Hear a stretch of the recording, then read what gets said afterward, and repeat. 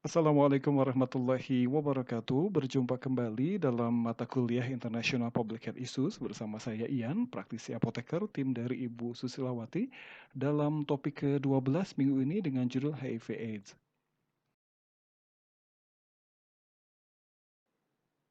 Ya, di bagian awal slide kita akan buka dulu fakta-fakta kunci ya.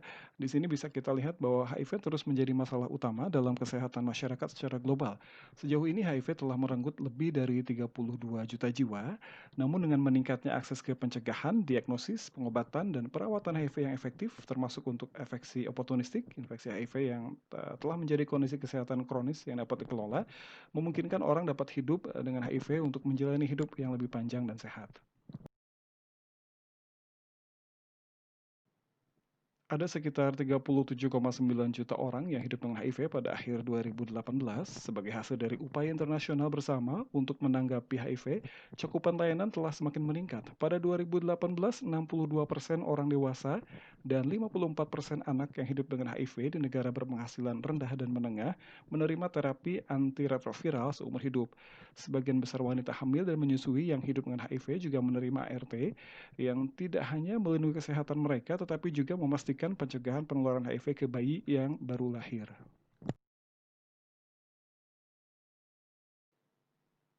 Namun tidak semua orang dapat mengakses tes dan perawatan, ya khususnya target Super Fast Track 2018 untuk mengurangi infeksi HIV pada anak baru menjadi 40.000 tidak tercapai. Target global untuk tahun 2020 berisiko terlewatkan kecuali tindakan cepat diambil. Karena kesenjangan dalam layanan HIV, 770.000 orang meninggal karena penyebab terkait HIV pada tahun 2018 dan 1,7 juta orang baru terinfeksi. Pada tahun 2018 untuk pertama kalinya orang-orang dari kelompok populasi kunci dan pasangan seksualnya menyumbang lebih dari setengah dari semua infeksi HIV baru secara global. Ini diperkirakan 54% pada tahun 2018. Untuk wilayah Eropa Timur, Asia Tengah, Timur Tengah, dan Afrika Utara, kelompok-kelompok ini menyumbang sekitar 95% dari infeksi HIV baru. Populasi kunci meliputi pria yang berhubungan dengan pria, orang yang menyuntikkan narkoba, orang-orang di penjara, dan pengaturan tertutup lainnya, pekerja seks dan klien mereka, dan orang-orang transgender. Selain itu, mengingat keadaan kehidupan mereka, sejumlah populasi lain mungkin sangat rentan. Dan dengan peningkatan resiko infeksi HIV seperti remaja perempuan dan perempuan muda di Afrika Selatan dan Timur, dan masyarakat adat di beberapa komunitas. Kerentanan HIV yang meningkat sering dikaitkan dengan faktor hukum dan sosial yang meningkatkan paparan terhadap situasi risiko dan menciptakan hambatan untuk mengakses layanan pencegahan, pengujian, dan pengobatan yang efektif, berkualitas, dan terjangkau.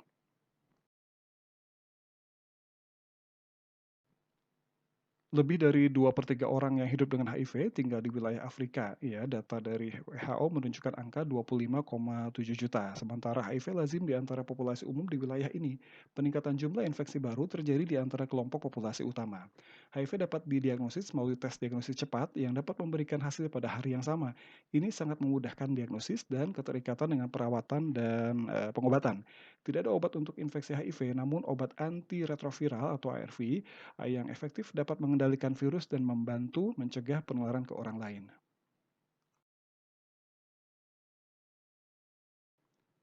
Pada akhir 2018, diperkirakan 79% orang yang hidup dengan HIV mengetahui status mereka. 62% menerima terapi antiretroviral dan 53% telah mencapai penekanan virus HIV tanpa risiko menginfeksi orang lain. Pada Juni 2019, 24,5 juta orang mengakses terapi antiretroviral. Antara 2000 dan 2018, infeksi HIV baru turun 37% dan kematian terkait HIV turun 45%. Dengan 13,6 juta jiwa diselamatkan karena antiretroviral. Prestasi ini adalah hasil dari upaya besar oleh program HIV nasional yang didukung oleh masyarakat sipil dan mitra pembangunan internasional.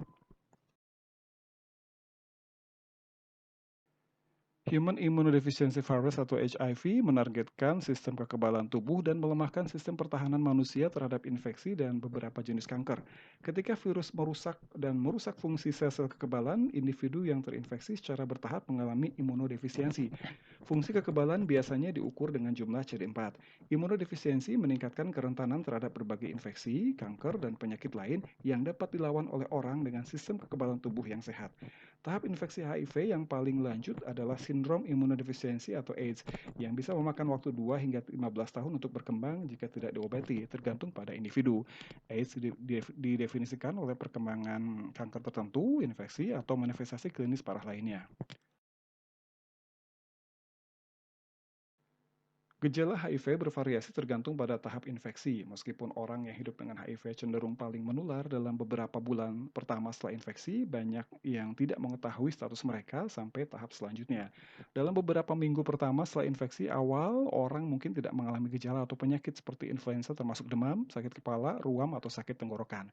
Ketika infeksi semakin melemahkan sistem kekebalan tubuh, mereka dapat mengembangkan tanda dan gejala lain, seperti pembengkakan kelenjar getah bening, penurunan berat badan, demam, diare, dan batuk. Tanpa pengobatan, mereka juga dapat mengembangkan penyakit parah seperti tuberkulosis, meningitis cryptococcus, infeksi bakteri parah, dan kanker seperti limfoma dan sarkoma Kaposi. HIV dapat ditularkan melalui pertukaran berbagai cairan tubuh dari orang yang terinfeksi seperti darah, ASI, semen, dan cairan vagina. HIV juga dapat ditularkan dari seorang ibu ke anaknya selama kehamilan dan persalinan. Individu tidak dapat terinfeksi melalui kontak sehari-hari seperti mencium, berpelukan, berjabat tangan, atau berbagi benda pribadi, makanan, atau air. Perilaku dan kondisi yang menempatkan individu pada risiko lebih besar tertular HIV termasuk melakukan hubungan seks anal atau vaginal tanpa kondom, mengalami infeksi menular seksual seperti sifilis, herpes, chlamydia, gonor, dan vaginosis bakteri, berbagi jarum, jarum suntik yang terkontaminasi, dan peralatan suntik lainnya, serta solusi obat ketika menyuntikkan narkoba, menerima suntikan yang tidak aman, transfusi darah dan transplantasi jaringan, dan prosedur medis yang melibatkan pemotongan atau penindikan yang tidak steril, dan mengalami cedera akibat jarum suntik yang tidak sengaja, termasuk di antara petugas kesehatan.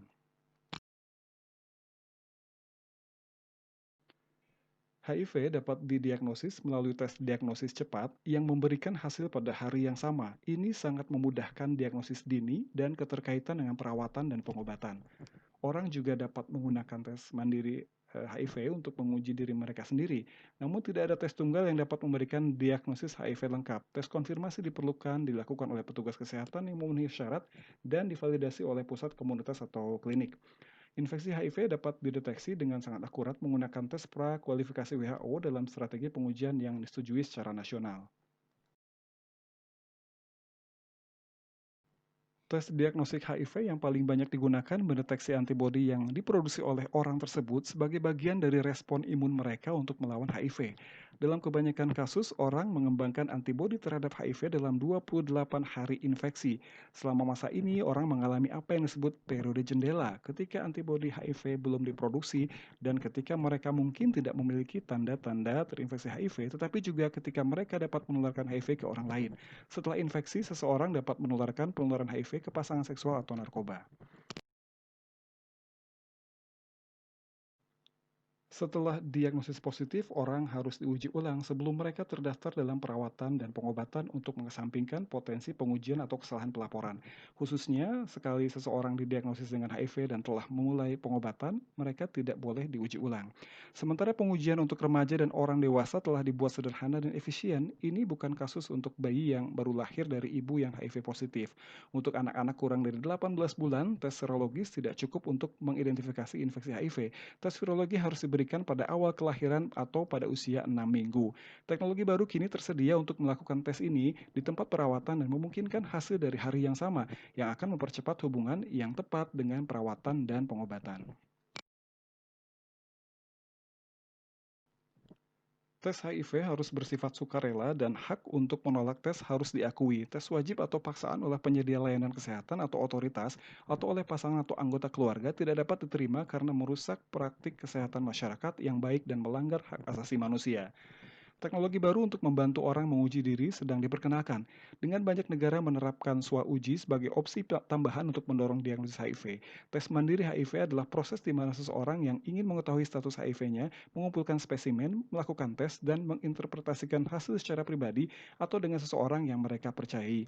Tes mandiri HIV tidak memberikan diagnosis HIV positif yang pasti, tetapi tes ini harus digunakan sebagai tes awal untuk diikuti dengan tes konfirmasi oleh petugas kesehatan.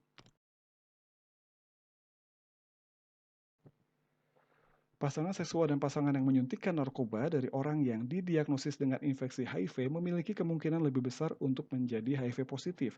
WHO merekomendasikan layanan pemberitahuan mitra HIV yang dibantu sebagai cara sederhana dan efektif untuk menjangkau pasangan tersebut. Banyak dari mereka tidak terdiagnosis dan tidak menjadi pajanan HIV, mungkin menerima dukungan dan kesempatan untuk menguji HIV. Semua layanan tes HIV harus mengikuti prinsip yang direkomendasikan WHO yang dikenal dengan istilah 5 Cs ya, yaitu penjelasan dan persetujuan, kerahasiaan, penyuluhan, hasil tes yang benar, dan koneksi atau keterkaitan dengan perawatan, pengobatan, dan layanan lainnya. Untuk pencegahan, individu dapat mengurangi resiko infeksi HIV dengan membatasi paparan faktor resiko. Pendekatan kunci untuk pencegahan HIV yang sering digunakan dalam kombinasi tercantum di bawah ini. Pertama, penggunaan kondom pria dan wanita. Penggunaan kondom yang benar dan konsisten selama penetrasi dapat melindungi terhadap penyebaran IMS termasuk HIV. Bukti menunjukkan bahwa kondom pria latex memiliki efektivitas pelindungan 85% atau lebih besar terhadap HIV dan IMS lain. Kedua, tes konseling untuk HIV dan IMS. Tes ini sangat disarankan untuk semua orang yang terpapar pada faktor resiko. Hal ini memungkinkan orang untuk mengetahui statusnya dan mengakses layanan pencegahan dan pengobatan yang diperlukan tanpa penundaan. WHO juga merekomendasikan menawarkan pengujian untuk pasangan. Selain itu, WHO merekomendasikan pendekatan pemberitahuan mitra bantuan, di mana orang dengan HIV menerima dukungan dan memberitahu mitra mereka baik sendiri atau dengan bantuan penyedia layanan kesehatan. Ketiga, pengujian dan konseling keterkaitan dengan perawatan tuberkulosis atau TB. TB adalah penyakit yang paling umum di antara orang yang hidup dengan HIV. Fatal jika tidak terdeteksi atau tidak diobati. TB adalah penyebab utama kematian di antara ODA yang bertanggung jawab atas hampir 1 dari 3 kematian terkait HIV. Deteksi dini TB dan keterkaitan yang segera dengan pengobatan TB dan ART dapat mencegah kematian ini. Screening TB harus ditawarkan secara rutin di layanan perawatan HIV dan tes HIV rutin harus ditawarkan kepada semua pasien TB yang duga dan terdiagnosis. Terapi pencegahan TB harus ditawarkan kepada semua orang yang hidup dengan HIV yang tidak memiliki TB aktif. Orang yang didiagnosis dengan HIV dan TB aktif harus segera memulai pengobatan TB yang efektif, termasuk untuk TB yang resisten terhadap multi obat dan ART.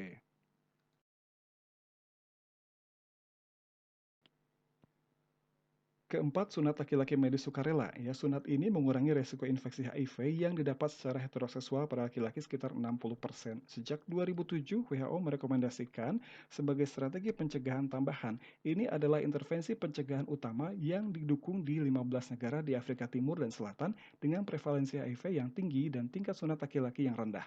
Ya, sunat laki-laki juga dianggap sebagai pendekatan yang baik untuk menjangkau pria dan remaja pria yang tidak sering mencari layanan perawatan kesehatan. Pada akhir tahun 2018, 23 juta remaja pria dan pria di Afrika Timur dan Selatan telah diberi paket layanan termasuk sunat laki-laki, tes HIV, dan pendidikan seks yang lebih aman dan penggunaan kondom. Untuk penggunaan ARV sebagai pencegahan, ya sebuah uji ilmiah mengkonfirmasi bahwa jika seseorang positif mematuhi ARV, ya, maka resiko penularan kepada pasangan dikurangi hingga 96%. Ini penelitian pada tahun 2011. Mengikuti hasil tersebut, WHO merekomendasikan bahwa semua orang yang hidup dengan HIV harus ditawarkan ARV untuk menyelamatkan nyawa secara signifikan mengurangi penularan. ARV untuk profilaksis prapajanan ini digunakan ya setiap hari oleh orang dengan HIV negatif untuk memblokir penularan HIV. Lebih dari 10 studi terkontrol acak telah menunjukkan efektivitas profilaksis prapajanan ini dalam mengurangi penularan HIV di antara berbagai populasi. WHO merekomendasikan profilaksis prapajanan sebagai pilihan pencegahan bagi orang-orang yang berisiko besar terhadap HIV sebagai bagian dari kombinasi pendekatan pencegahan. WHO juga telah memperluas rekomendasi ini untuk perempuan HIV negatif yang sedang hamil atau menyusui. Selanjutnya penggunaan ARV dalam profilaksis pasca pajanan. Ini adalah penggunaannya dalam waktu 72 jam setelah terpapar HIV untuk mencegah infeksi. Ya, ini termasuk konseling, perawatan pertolongan pertama, tes HIV, dan pemberian obat antiretroviral selama 28 hari dengan perawatan lanjutan. WHO merekomendasikan penggunaan profilaksis pasca pajanan ini baik pekerjaan maupun non pekerjaan dan untuk orang dewasa maupun anak-anak. Berikutnya, pengurangan dampak buruk bagi orang yang menyuntikkan dan menggunakan narkoba. Orang yang menyuntikkan narkoba dapat mengambil tindakan pencegahan dengan menggunakan peralatan suntik steril untuk setiap injeksi dan tidak berbagi peralatan yang menggunakan obat dan solusi obat. Pengobatan ketergantungan obat, khususnya terapi substitusi opioid untuk orang yang tergantung pada opioid, juga membantu mengurangi resiko penularan dan mendukung kepatuhan terhadap pengobatan.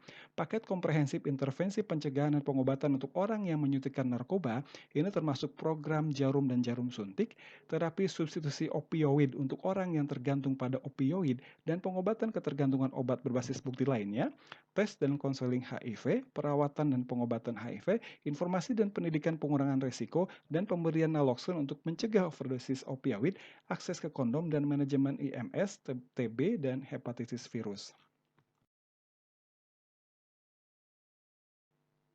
Eliminasi penularan HIV dari ibu ke anak, ya, ini penularan dari ibu yang positif ke anak selama kehamilan, persalinan atau menyusui disebut penularan vertikal atau ibu ke anak.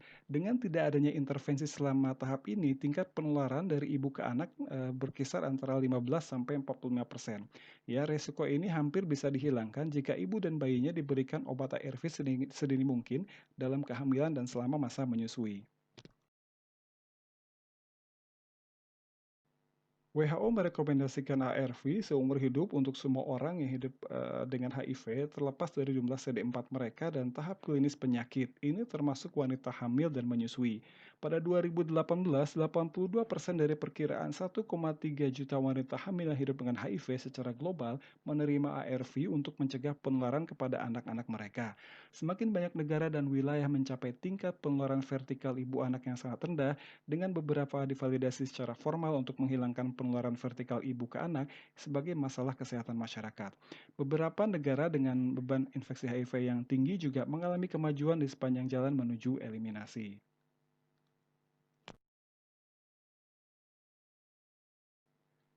Dalam perawatan, HIV dapat ditekan dengan kombinasi ARV yang terdiri dari 3 atau lebih obat. Ya, ARV tidak menyembuhkan infeksi, tetapi menekan replikasi virus dalam tubuh seseorang dan memungkinkan sistem kekebalan seseorang untuk memperkuat dan mendapatkan kembali kapasitas untuk melawan infeksi.